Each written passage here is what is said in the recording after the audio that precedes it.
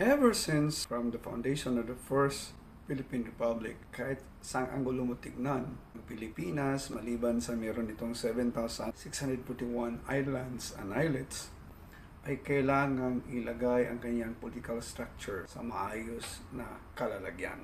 At ito na yung panahon na from republicanism, ang Pilipinas ay papunta doon sa tinatawag natin na federalism. At mga kabayan, ito na yung panahon na kung saan pag-usapan natin ang mga dahilan kung bakit natin pag-usapan ng federalismo. For me, meron tayong tatlong dahilan para pag-usapan ito.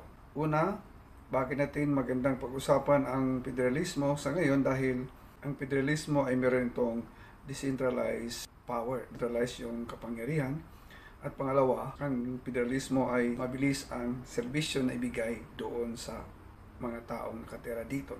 At ang pangatlo, sa federalismo, ang mga rehiyon nitong nasasakupan may sariling mga boses. Sa panahon ngayon, meron tayong tinatawag na unitary presidential republican system na kung saan nakasentro sa isang tao at grupo.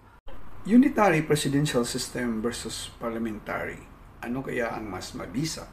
Titignan natin o paghimay-himayin natin ang presidential system. Ang presidential system ay pinipili ng taong bayan ang presidente. Fixed term ito, kahit palpak, 6 years na taon ang kanyang panunungkulan.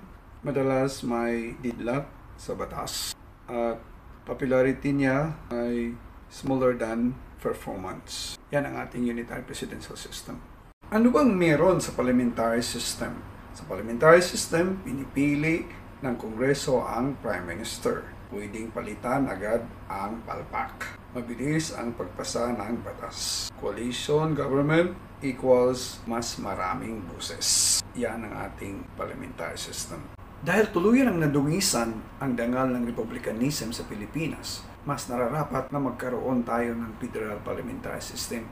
Sa federal parliamentary system, meron tayong isang desentralisadong pamahalaan nang dahil dito may sariling kapangyarihan ang mga rehiyon, mas mabilis ang serbisyo at tugon at hindi umaasa sa lahat sa Maynila. Hindi lider ang problema sa ating bansa, kundi sistema ang ugat ng ating gobyerno. Palitan natin ang bulok na sistema, federal parliamentary system po ang sagot ng ating bansa.